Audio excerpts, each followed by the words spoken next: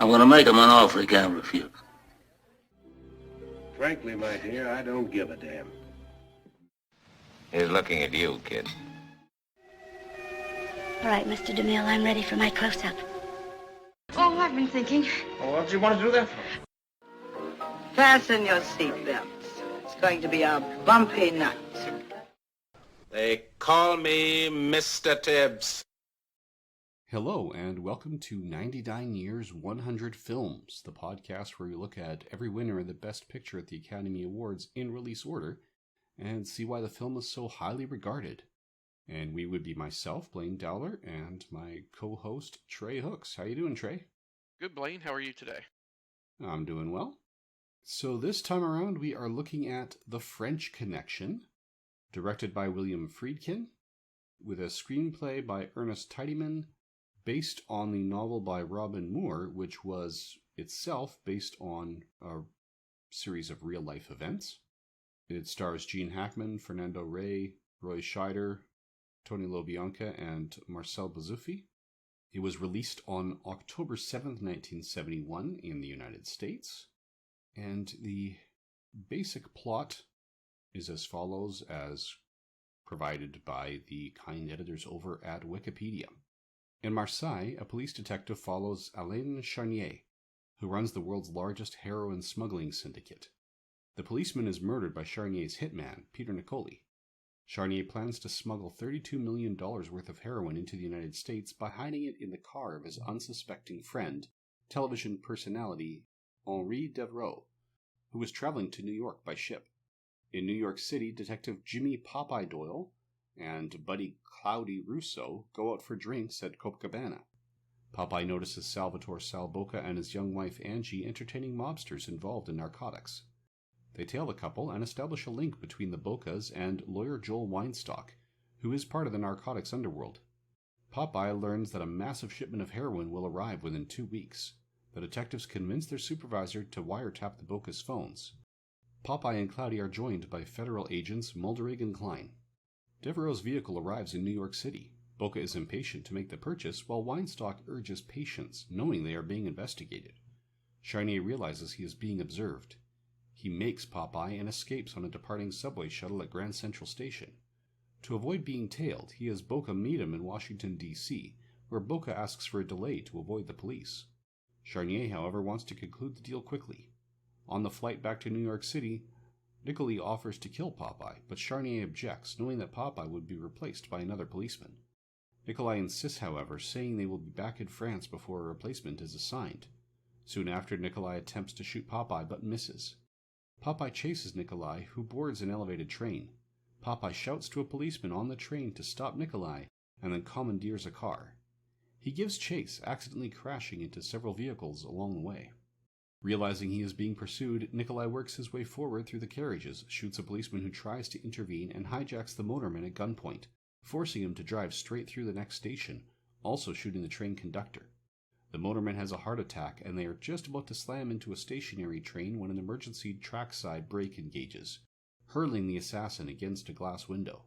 A battered Popeye arrives to see the killer descending from the platform. When the killer sees Popeye, he turns to run but is shot dead by Popeye. After a lengthy stakeout, Popeye impounds Devereaux's Lincoln. In a police garage, he and his team tear the car apart piece by piece, searching for the drugs, but seemingly come up empty-handed. Then Cloudy notes that the vehicle's shipping weight is 120 pounds over its listed manufacturer's weight. They realize that the contraband must still be in the car. Finally, they remove the rocker panels and discover the hidden packages of heroin. The police return the car to Devereaux, who delivers it to Charnier. Charnier drives to an old factory on Ward's Island to meet Weinstock and deliver the drugs. After Charnier has the rocker panels removed, Weinstock's chemist tests one of the bags and confirms its quality. Charnier removes the drugs and hides the money, concealing it beneath the rocker panels of another car purchased at an auction of junk cars, which he will take back to France. Charnier and Sal drive off in the Lincoln, but hit a roadblock with a large contingent of police led by Popeye. The police chase the Lincoln back to the factory, where Bocca is killed during the shootout while most of the other criminals surrender. Charnier escapes into the warehouse with Popeye and Cloudy in pursuit. Popeye sees a shadowy figure in the distance and opens fire a split second after shouting a warning, killing Mulderig. Undaunted, Popeye tells Cloudy that he will get Charnier. After reloading his gun, Popeye runs into another room and a single gunshot is heard. Title cards describe the fates of various characters. Weinstock was indicted, but his case was dismissed for lack of proper evidence. Angie Boca received a suspended sentence for an unspecified misdemeanor. Lou Boca, Sal's brother and accessory to the handoff, received a reduced sentence. Devereaux served 4 years in a federal penitentiary for conspiracy, and Charnier was never caught. Popeye and Cloudy were transferred out of the narcotics division and reassigned. You almost need the Law and Order sting at the end of that. Yeah, it's very much about the case. In the heat of the night, we talked about how there was that one scene where they open up personally and admit that really they have nothing else in their lives but their jobs. Here, we get even less of a hint of what happens off the job. Mm-hmm. We know that there's some. Popeye seems to... He entertains women, but doesn't seem to be picky about whether or not it's the same woman each time. Yeah, one of the things, and we can talk a little bit more about it when we get to the nominations, but and I'm not trying to take anything away from Gene Hackman, I wonder, after watching it this time, was his performance really that great, or did it stand out so much? Because his was about the only character that they gave any background and meat to at all. Him and maybe Charnier. Yeah, it was definitely what they call the two-hander, where there's other characters on screen, but it's a Popeye versus Charnier story. There's no doubt about that. And apparently, well, the names were changed, but the police officers that the Popeye and Cloudy were based on, whose nicknames are Popeye and Cloudy, it's just the birth names that are changed. Mm-hmm. Popeye uses a few racial slurs here, because that is an accurate representation of the police officer it's based on. Apparently they had to do multiple takes of every scene where that is, because Gene Hackman visibly cringed every time one of those words came out of his mouth. And it took a long time for him to finally deliver it straight, which I actually like hearing. It's nice to know that Gene Hackman is a decent guy, at least in that respect. Oh yeah. It's a minor point, but I didn't get the feeling that the blonde that Boca was running around with was his wife. I mean, I guess it could have been her going out with a wig, but I figured that was his mistress on the side. Yeah, I got the impression that he was with multiple women despite being married as well. Because that's one of the tactics I don't think Popeye explicitly mentions it, but that's one of the tactics that they try and take is, and I actually like this kind of quite a bit, was Cloudy kind of trying to flirt and flip the wife. Yeah, it was a different approach, and it's one that it works. And some of this, I don't know, the film's feel a little bit odd. I don't know, before we get into that, I guess, what is your personal experience with the film? Is this the first time you've seen it, or no?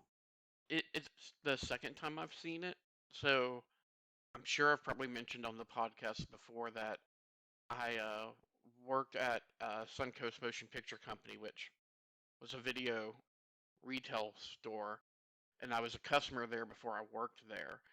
And most movies had two price points, either $15 or $20, and they would run a 2 for $22 sale a lot on their $15 films.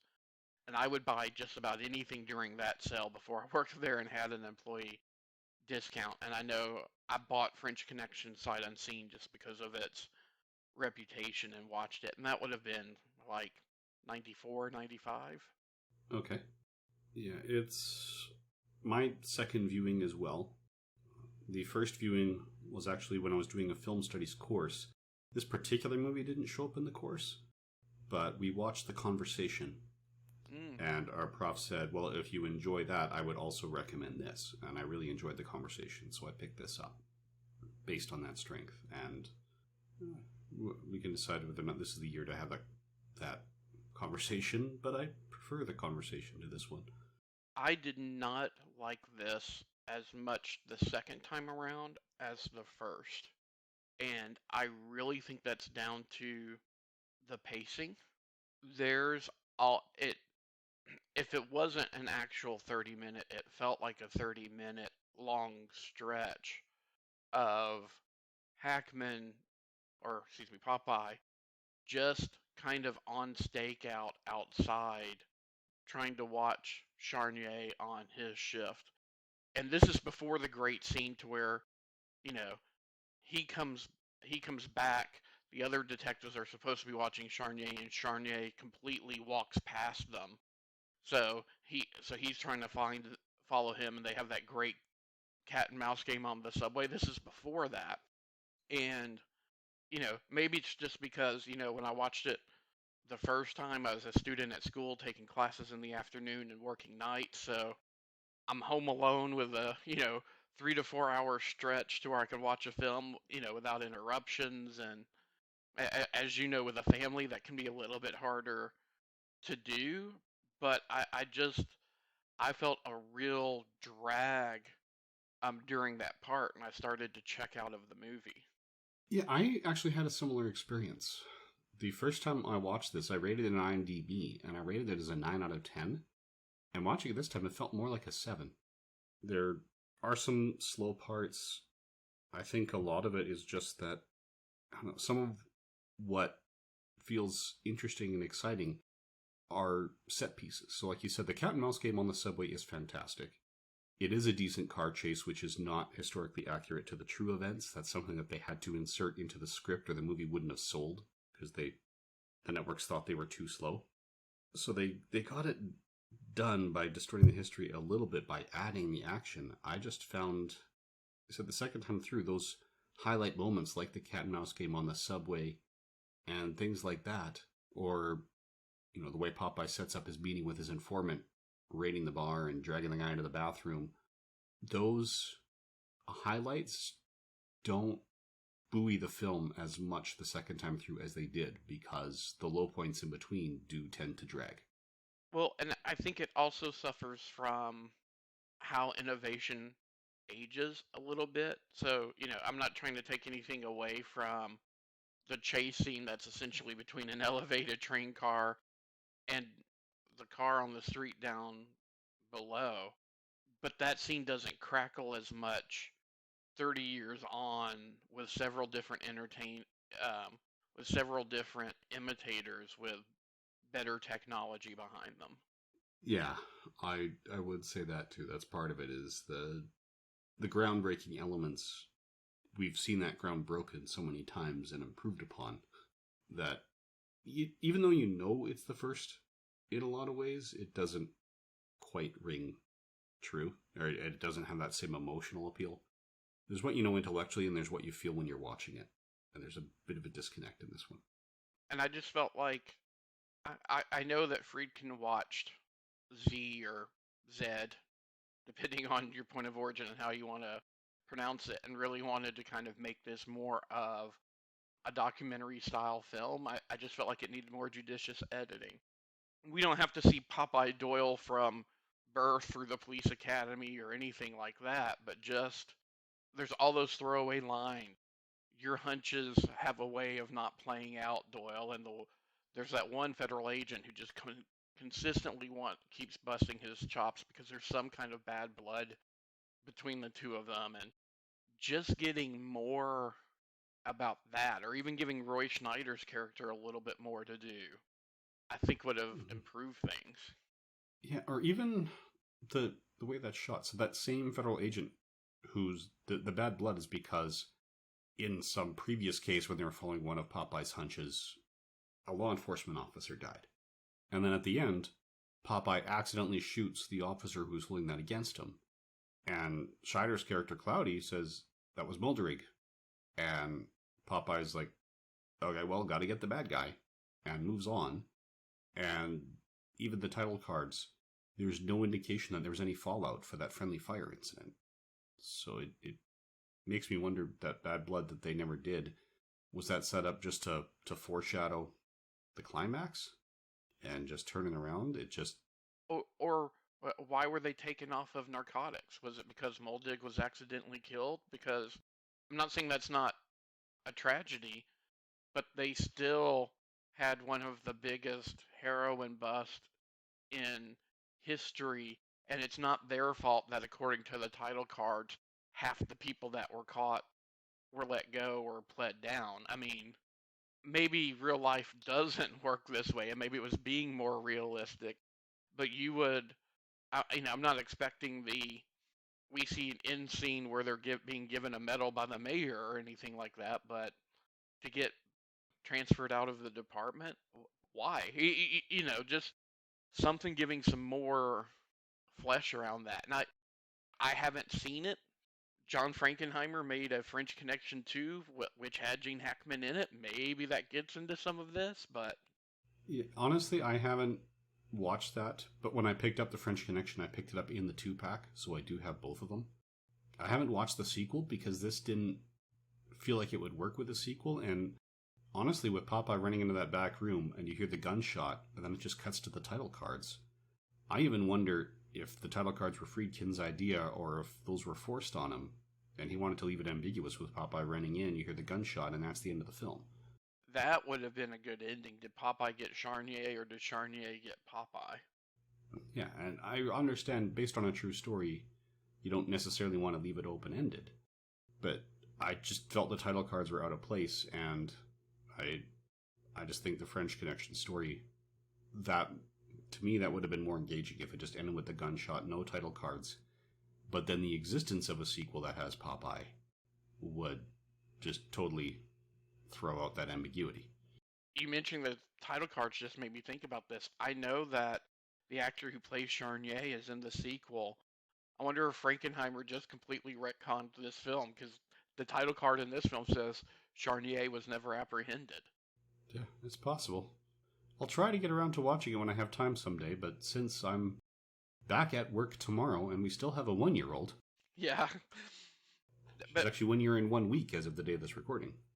That just didn't occur to me when we were watching it, but when I was watching it and prepping for the podcast. But yeah, I'm kind of interested now if that undoes the ending of this film. Well, you know what? We could probably look up a plot synopsis if we want. So shall we run through the awards ceremony for the year? Yes. All right. So the 44th annual awards were presented on April 10th, 1972 in the Dorothy Chandler Pavilion, hosted by Helen Hayes, Alan King, Sammy Davis Jr., and Jack Lemmon. Best Picture clearly went to The French Connection. That's why we're talking about it. And that beat out A Clockwork Orange, Fiddler on the Roof, The Last Picture Show, and Nicholas and Alexandra. Best Director went to William Friedkin for The French Connection, beating out Stanley Kubrick for Clockwork Orange, Norman Jewison for Fiddler on the Roof, Peter Bogdanovich for Last Picture Show, and John Schlesinger for Sunday Bloody Sunday. And talk about a list of directors that are still part of the conversation 50 years later. Best Actor went to Gene Hackman for his role as Popeye Doyle, beating out Peter Finch for Sunday Bloody Sunday, Walter Matthau for Koch, George C. Scott for The Hospital, and Chaim Topol for Fiddler on the Roof. Best Actress went to Jane Fonda for Clute, beating out Julie Christie for McCabe and Mrs. Miller, Glenda Jackson for Sunday Bloody Sunday, Vanessa Redgrave for Mary Queen of Scots, and Janet Sussman for Nicholas and Alexandra. Best Supporting Actor went to Ben Johnson for The Last Picture Show, beating out Jeff Bridges for The Last Picture Show, Leonard Frey for Fiddler on the Roof, Richard Jekyll for Sometimes a Great Notion, and Roy Scheider for The French Connection. Best Supporting Actress went to Cloris Leachman for The Last Picture Show, beating out Anne Margaret for Carnal Knowledge, Ellen Burstyn for The Last Picture Show, Barbara Harris for Who is Harry Kellerman and Why Is He Saying Those Terrible Things About Me, and Margaret Leighton for The Go-Between. Best Story and Screenplay based on factual material or material not previously published. So this is The Hospital, won by Patty Chayefsky, beating out Investigation of a Citizen Above Suspicion, Clute, Summer of 42, and Sunday Bloody Sunday. Best Screenplay based on material from another medium went to The French Connection, beating out A Clockwork Orange, The Conformist, The Garden of Finzi Continus, and The Last Picture Show. Best Foreign Language Film went to The Garden of Finzi Continus. That was an Italian film, beating out Dodes Kaden by Akira Kurosawa, The Emigrants, directed by Jan Troll, The Policeman, directed by Ephraim Kishon, and Tchaikovsky, directed by Igor Telinkin. Best Costume Design went to Nicholas and Alexandra, beating out Bedknobs and Broomsticks, Death in Venice, Mary Queen of Scots, and What's the Matter with Helen. Best Documentary Feature went to The Hellstrom Chronicle, beating out Alaska Wilderness Lake, On Any Sunday, Raw, and The Sorrow and the Pity. Best documentary short subject went to Sentinels of Silence, beating out Adventures in Perception, Art Is, The Numbers Start with a River, and Somebody Waiting. Best live action short subject went to Sentinels of Silence, beating out Good Morning and The Rehearsal. Best animated short subject went to The Crunch Bird, beating out Evolution and The Selfish Giant. And we're now in the era where Disney and Warner Brothers are no longer regularly making animated short subjects. Mm-hmm. So a lot of these are international. Best original dramatic score went to Summer of 42 by Michel Legrand, beating out Mary Queen of Scots, Nicholas and Alexandra, Shaft, and Straw Dogs. Best scoring, adaptation, and original sound score went to Fiddler on the Roof, beating out Bedknobs and Broomsticks, The Boyfriend, Tchaikovsky, and Willy Wonka and the Chocolate Factory. Best song original for the picture went to the theme from Shaft, beating out The Age of Not Believing from Bedknobs and Broomsticks, All His Children from Sometimes a Great Notion, Bless the Beasts and Children, title track from that film, and Life is What You Make It from Koch. Best sound, Fiddler on the Roof won, beating out Diamonds Are Forever, The French Connection, Koch, and Mary Queen of Scots. Best art direction went to Nicholas and Alexandra, beating out The Andromeda Strain, Bedknobs and Broomsticks, Fiddler on the Roof, and Mary Queen of Scots. Best cinematography, Fiddler on the Roof beat The French Connection, The Last Picture Show, Nicholas and Alexandra, and Summer of 42. Best film editing, The French Connection beat out The Andromeda Strain, A Clockwork Orange, Koch, and Summer of 42. And best special visual effects went to Bedknobs and Broomsticks, beating out When Dinosaurs Ruled the Earth. And for the honorary awards, Charlie Chaplin received an honorary award for the incalculable effect he has had in making motion pictures, the art form of the century. And Chaplin came out of his self-imposed exile in Switzerland to receive the award and remarket some of his older films. And he got a 12-minute standing ovation when he showed up, which is the longest in Academy history. So, for the multiple nominated films, Fiddler on the Roof, The French Connection, and The Last Picture Show got 8 nominations each. Nicholas and Alexandra got 6. Bedknobs and Broomsticks and Mary Queen of Scots got 5. Clockwork Orange, Koch, Summer of 42, and Sunday Bloody Sunday got 4 each. And The Andromeda Strain, The Garden of Finziconidis, The Hospital, Clute, Sentinels of Silence, Shaft, Sometimes a Great Nation, and Tchaikovsky won 2 each. For the multiple winners, The French Connection won 5, Fiddler on the Roof won 3, and The Last Picture Show, Nicholas and Alexandra, and Sentinels of Silence each won 2. So, that's the rundown of the awards for this year. So, do any of those particularly stand out? Yes, I'll just start from the top. I don't think French Connection should have won Best Picture this year. And, depending on where the blame for the pacing problems that we talked about lie, it probably also doesn't deserve either Best Director or Best Adapted Script. And I know that sounds harsh, but I've connected better and enjoyed more A Clockwork Orange, Fiddler on the Roof, and The Last Picture Show. Okay, I would say that's fair. Before we get into it, I should mention, when I was going through the score, I just missed our list of the films. So yes, Fiddler on the Roof won the Best Adapted Score, and I should have mentioned that was actually done by John Williams. Mm-hmm. It's not his first nomination, but it is his first win. Okay, that's what I thought. I was looking up.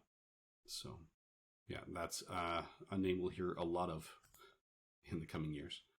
But yeah, I would agree. I haven't seen The Last Picture Show. I have seen French Connection, Clockwork Orange, and Fiddler on the Roof. And I would say, especially upon a rewatch, French Connection is the weakest of the 3. Fiddler on the Roof I've only seen once, but I would say it's one of the last of the great musicals. It's extremely charming. Yeah, for this, just looking at this year, I don't understand why Clockwork Orange didn't take it home. For picture, for director, I don't understand why Malcolm McDowell wasn't at least nominated for actor. Yeah, and I haven't seen all of the nominees for actor. I don't have an issue with Gene Hackman winning, but if Chaim Topol won, I would not have objected to that either. And I know we'll get to it, but I think they split the Golden Globes because of how they do, comedy and musical versus drama. Out of the performances that I've seen, so I haven't seen Sometimes a Great Notion, but I think they got it right with Ben Johnson for Best Supporting Actor. I'm just kind of scrolling through to see if anything else stands out. It seems like a funny choice, but I think time has proven that, if nothing else, they got Best Song or Best Original Song right. People still know the theme from Shaft, but I don't know that anyone really knows, any of those other songs. These songs from Dead Knobs and Broomsticks that I remember are not The Age of Not Believing. Yeah. I think that one, they submitted the wrong song for the nomination. Yeah, Shaft is... In the 1990s, when there's an episode, a comedic episode of The X-Files, where Mulder is drugged, what is he singing? The theme from Shaft. None of the others. But about 25 years later, they're still referencing Shaft. Well, and when they remade it with Samuel Jackson, a lot of times when they do reboots and remakes, they try to do rearrangements or updatings of the songs. And the makers of that film knew better and just left the original theme song alone. Yep. Yeah, it's one of those things that just, it stands out. It works. Speaking of Dead Knobs and Broomsticks, I do agree that it should have taken Best Special Visual Effects. Yes. Especially for that whole ending sequence with the march of the suits of armor and all of that. When they finally get the locomotion spell going, the Triguna Macoides Tricorum Satis D. But yeah, going through the rest of these, I haven't seen Andromeda Strain, Koch, or Summer of 42. But for film editing, I would take Clockwork Orange over The French Connection. Yeah, French Connection won because of that chase scene. Yeah. So that, that's one of those things to where the award's kind of backed by 15 minutes out of a 2-hour film, if you know what I mean. So yeah, which is kind of funny because they didn't file all the proper permits for the chase scene, and it ran longer than they had anticipated.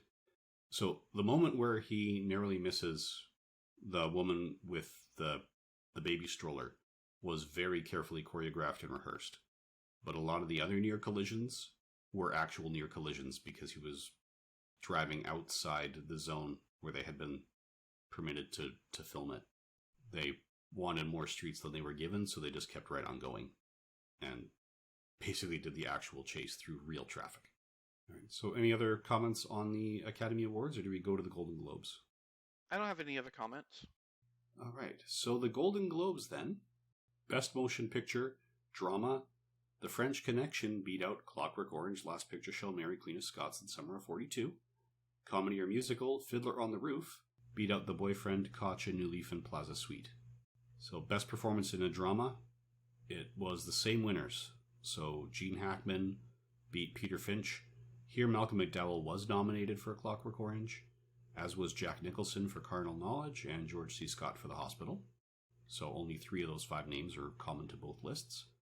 Actress, Jane Fonda won for Clute, beating out Diane Cannon for Such Good Friends, Glenda Jackson for Mary Queen of Scots, Vanessa Redgrave for Mary Queen of Scots, and Jessica Walter for Play Misty for Me. For Comedy and Musical, Best Actor went to Topple for Fiddler on the Roof, beating out Bud Cort for Harold and Maude, Dean Jones for The $1 Million Duck, Walter Matthau for Koch, and Gene Wilder for Willy Wonka and the Chocolate Factory. Actress went to Twiggy for The Boyfriend, beating out Sandy Duncan for The Star-Spangled Girl, Ruth Gordon for Harold and Maude, Angela Lansbury for Bedknobs and Broomsticks, and Elaine May for A New Leaf. Best Supporting Performance in a Motion Picture, that's drama or comedy musical, they combine it for the supporting roles. That went to Ben Johnson for The Last Picture Show, beating out Tom Baker for Nicholas and Alexandra, Art Garfunkel for Carnal Knowledge, Paul Mann for Fiddler on the Roof, and John Michael Vincent for Going Home. Supporting Actress, Anne Margaret won for Carnal Knowledge, beating out Ellen Burstyn for The Last Picture Show, Cloris Leachman for The Last Picture Show, Diana Rigg for The Hospital, and Maureen Stapleton for Plaza Suite. Best Director, William Friedkin for The French Connection, beat out Peter Bogdanovich, Norman Jewison, Stanley Kubrick, and Robert Mulligan. Pretty much the same nominations we had for the Oscars. Best Screenplay, Hospital by Paddy Chayefsky beat out French Connection, Clute, Koch, and Mary Queen of Scots. Best Original Score went to Isaac Hayes for Shaft, beating out Andromeda Strain, Le Mans, Mary Queen of Scots, and Summer of 42. Best Original Song went to Life Is What You Make It by Koch, beating out Long Ago Tomorrow from The Raging Moon, Rain Falls Anywhere It Wants To from The African Elephant, Something More from Honky, and the theme from Shaft. Best Foreign Film in the English language went to Sunday Bloody Sunday out of the United Kingdom, beating out The African Elephant, Friends, The Go-Between, The Red Tent, and The Raging Moon. The Red Tent was an Italy-USSR collaboration, the rest of the United Kingdom. Best Foreign Film in a Foreign Language went to The Policeman out of Israel, beating out Claire's Knee, The Conformist, Tchaikovsky, and To Die of Love. New Star of the Year Actor went to Desi Arnaz Jr. for The Red Sky at Morning, beating out Tom Baker as Rasputin and Nicholas and Alexandra, Timothy Bottoms as Johnny Got His Gun, Gary Grimes for Summer 42, Richard Roundtree as Shaft, and John Sarno for The 7 Minutes. And yes, this Tom Baker is the fourth Doctor Tom Baker. New Star of the Year Actress went to Twiggy for The Boyfriend, beating out Sandy Duncan for The $1 Million Duck, Sybil Shepherd for The Last Picture Show, Janet Sussman for Nicholas and Alexandra, and Dolores Taylor for Billy Jack. For the Television Awards, Best Series Drama went to Mannix, beating out Marcus Welby, MD, Medical Center, The Mod Squad, and O'Hara U.S. Treasury. Best Series Comedy or Musical, All in the Family, beat out The Carol Burnett Show, Flip Wilson Show, Mary Tyler Moore Show, and The Partridge Family. Best Television Film went to The Snow Goose, beating out Brian's Song, Duel, The Homecoming, A Christmas Story, and The Last Child. So, which is funny, because Brian's Song and Duel are the two that are still part of the conversation. Duel was directed by Steven Spielberg. Well, and The Homecoming, A Christmas Story, you could almost call it the Waltons pilot. Okay. Best Actor in a Drama Series went to Robert Young for Marcus Welby, MD, beating out Raymond Burr for Ironside, Mike Connors for Mannix, William Conrad for Cannon, and Peter Falk for Columbo, which would have been my choice. Best Actress in a Drama went to Patricia Neal for The Homecoming, A Christmas Story, which, actually now that I highlight it, Wikipedia does link it to the Waltons. Yeah, the cast is not the same, and I think it was like a Sunday night TV movie or something like that. And when I say the cast is not the same, a lot of the kids are the same, but Patricia Neal, for example, did not play Grandma Walton in the TV show, and a different actor played John Walton. So like I said, the cast wasn't exactly the same, but it was the same characters in the same setting. And then after the success of the TV movie, they tweaked it and launched the series. So I feel it's worth noting just because, a TV movie that launches, a 9-season TV series has got some credibility to it. Again, I'm not saying that the Snow Goose is bad, but I kind of feel that puts it at least in the same territory as Brian's Song. You know what I mean? So yeah, I didn't realize the connection because honestly, I'm not familiar with the Waltons. For some reason, it was preempted when it was supposed to be aired for the Canadian stations. So normally, for Canadian station to preempt the US station, it has to be airing the same episode of the same show. So when our ABC feed had syndicated Star Trek The Next Generation on at the same time of day as the Edmonton feed could preempt the US feed if it was the same episode. But when they got out of sync for one reason or another, they stopped preempting. So we got the individual ones just to support local commercials or something. I'm not sure why that is. The only exception I've seen to that is the Waltons. And when that was supposed to be aired, it was preempted consistently, but not by the Waltons. Oh. So I've never actually seen an episode, but for some reason the Waltons didn't air in Canada, and I don't know why. I have the Waltons on the brain because, we covered To Kill a Mockingbird a little bit a while back, the year that it was nominated, and I have just saw the touring production of Aaron Sorkin's version of To Kill a Mockingbird, which had Mary Badham, who was Scout in the 1962 film in a minor role, but kind of one of the lead characters from the Waltons, Richard Thomas, who a lot of people know as Bill from the TV miniseries It was playing the Atticus role in that production. So I kind of have the Waltons on the brain because I've seen one of the stars of it very recently. Okay. Anyway, so getting back to Best Actress Drama, we know Patricia Neal won. She beat out Linda Day George for Mission Impossible, Peggy Lipton for The Mod Squad, Denise Nicholas for Room 222, and Susan St. James for Macmillan and Wife. It's interesting because technically what she won for wasn't a drama series yet, but... Yeah, there was the whole backdoor pilot movie thing that was going on in the 70s with a lot of ones that were attempts to get Marvel superheroes on the air, and I think Incredible Hulk was the only one that actually succeeded in turning into a series for that. Although there was a Spider-Man series, I just don't think that started with a backdoor pilot film. Yeah, it didn't. So Best Actor in Comedy or Musical Series, Carol O'Connor took it home for All in the Family, beating out Herschel Bernardi for Arnie, Jack Klugman for The Odd Couple, Dick Van Dyke for The New Dick Van Dyke Show, and Flip Wilson for The Flip Wilson Show. Best Actress in a Comedy or Musical Series went to Carol Burnett for The Carol Burnett Show, beating out Lucille Ball in Here's Lucy, Shirley Jones for The Partridge Family, Jean Stapleton for All in the Family, and Mary Tyler Moore in The Mary Tyler Moore Show. That one I might have gone with Jean Stapleton. I'd have to review which season that was. But Best Supporting Actor went to Ed Asner for The Mary Tyler Moore Show, beating out James Brolin for Marcus Welby MD, Harvey Korman for The Carol Burnett Show, Rob Reiner for All in the Family, and Milburn Stone for Gunsmoke. And Best Supporting Actress went to Sue Ann Langdon for Arnie, Amanda Blake for Gunsmoke, Gail Fisher for Mannix, Sally Struthers for All in the Family, and Lily Tomlin for Rowan and Martin's Laugh-In. So all four leads from All in the Family got nominated, but only Carol O'Connor won. And I did a quick little look up. It was the first season. Okay. Yeah, that was a strong year. I'll make one comment. You mentioned that the Tom Baker who was nominated for Best Supporting Actor in a Drama was, the Doctor Who Tom Baker. You and I are both Doctor Who fans, and I've got a ton of reference material on the show. And just off of the top of my head, almost everything covering the Fourth Doctor's era lists this as one of the films that he was in. But I don't remember any of them mentioning that he was actually nominated for a Golden Globe for it. Yeah, and I think a lot of that is because the Golden Globes don't have the same level of respect as the Oscars. Yeah. If it was an Oscar nomination, they probably would have brought it up. All right, so shall we go through how these films have been remembered? Yes. So, looking at the IMDb user votings, of our nominees, the highest rated film is A Clockwork Orange, coming in at number 5 for the year, which would have been my pick for Best Picture. And I know, Trey, you said not French Connection, but I don't think you said what you would have chosen instead. It probably would have been a toss-up between A Clockwork Orange and The Last Picture Show. And it's one of those things to where they're just completely different movies, so it's kind of hard to compare them. I'll go ahead and say Clockwork Orange, but on a different day I may pick Last Picture Show.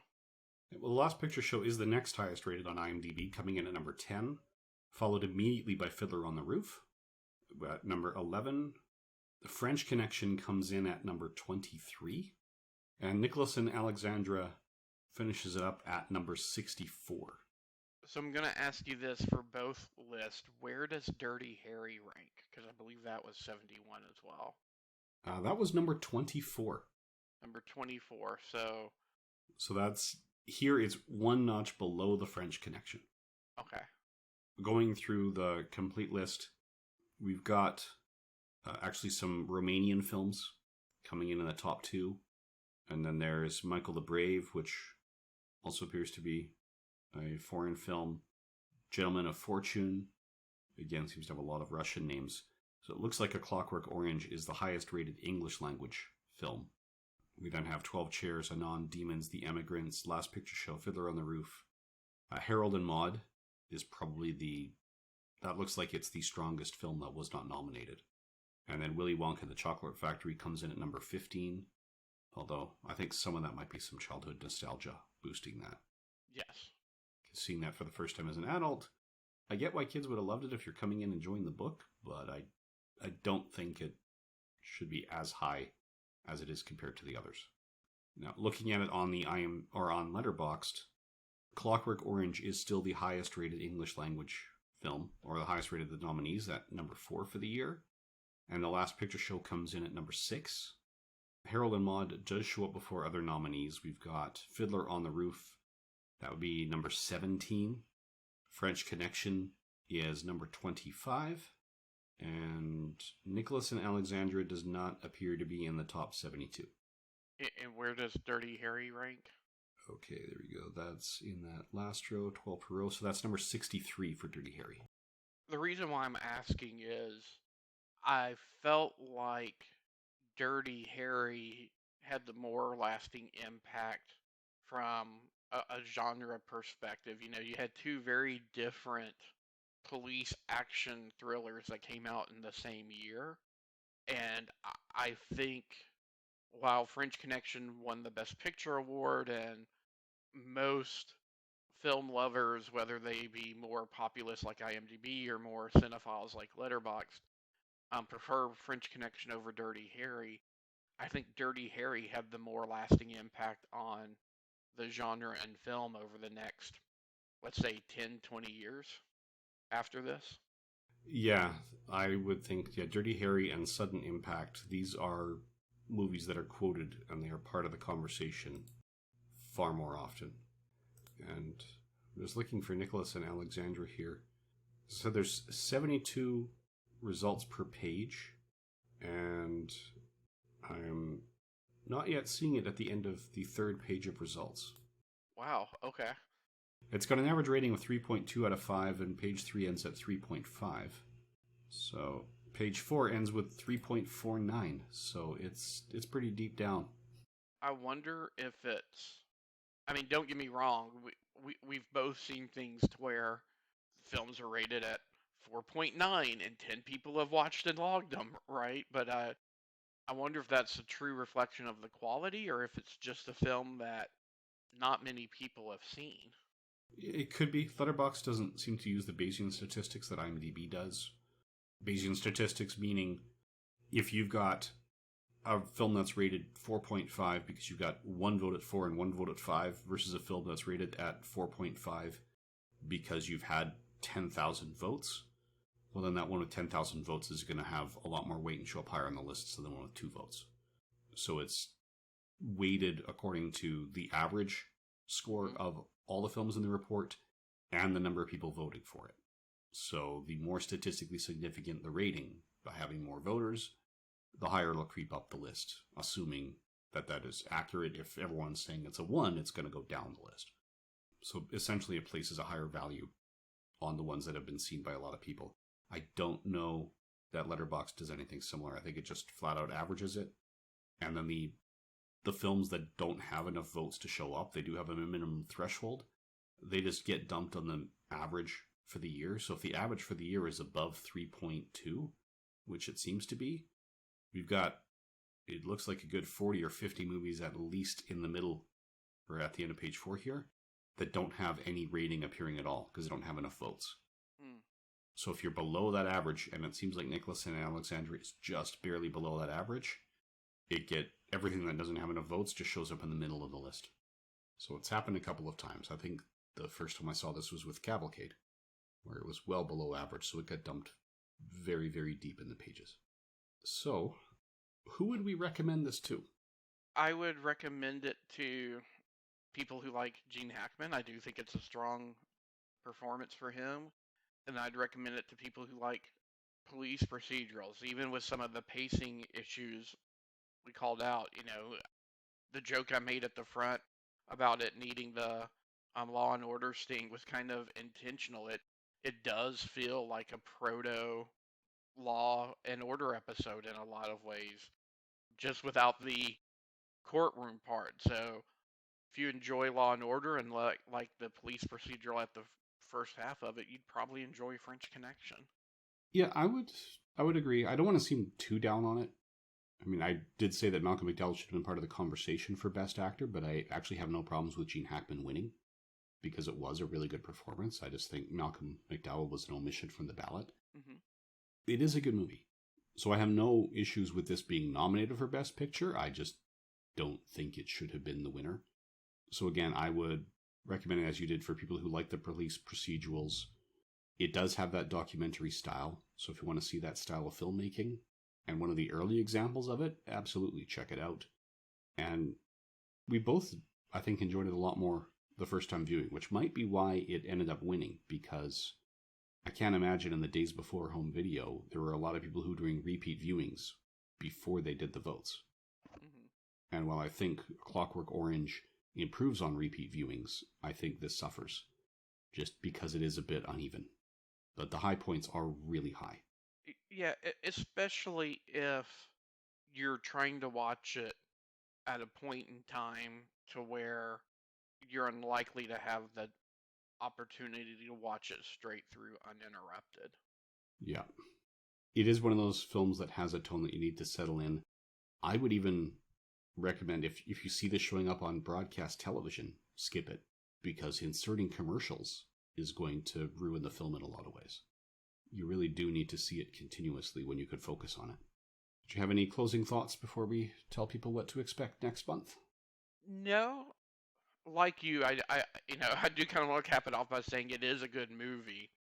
I did enjoy it. If it sounds like I'm down on it, it's kind of like Paul says sometime on it's Jaws. When you're reviewing it critically, you start to find all the flaws in your favorite children, so to speak. And, just so happens this film's got a couple of flaws, but not enough to where I would say don't watch it. Okay. So, next up, the next winner of Best Picture is The Godfather, which is definitely still part of the cultural conversation. People are looking to compare. It beat out Cabaret, Deliverance, The Emigrants, and Sounder. Now, The Emigrants is one we had been discussing a little bit this year, because its first international release was 1971, so that's the year it's listed in on both IMDb and Letterboxd. But it was a Swedish film that didn't air in Los Angeles until 1972. So 1972 is its year of eligibility. Yeah, I would say at least 3 of those are still culturally relevant. I don't think Cabaret or Deliverance get talked about anywhere near as much as The Godfather, but I still hear people talk about them. Yeah, they are definitely still part of the conversation. And just skimming ahead at the Letterboxd list, there's a few other films that are still part of the conversation that are not on that nominations list. So, yeah, it'll be interesting to see how it plays out. Might go scanning the best foreign language film to see what wins there. But anyway, join us next month when we discuss The Godfather. Thank you for listening. Thanks, everyone. My mom always said life was like a box of chocolates. You never know what you're going to get. Please, sir, I want some more.